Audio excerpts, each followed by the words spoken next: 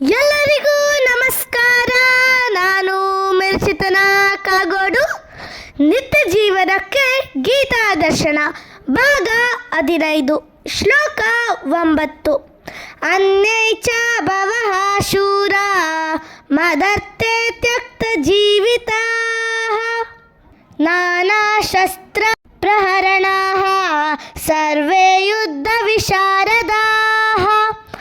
ನನಗಾಗಿ ಪ್ರಾಣವನ್ನೇ ಕೊಡಲು ಸಿದ್ಧರಾಗಿರುವ ಇನ್ನೂ ಅನೇಕ ಮಂದಿ ವೀರರಿದ್ದಾರೆ. ಇವರೆಲ್ಲ ವಿವಿಧ ಅಸ್ತ್ರ ಶಸ್ತ್ರಗಳನ್ನು ಹೊಂದಿರುವವರು. ಎಲ್ಲರೂ ಯುದ್ಧ ವಿಶಾರದರು.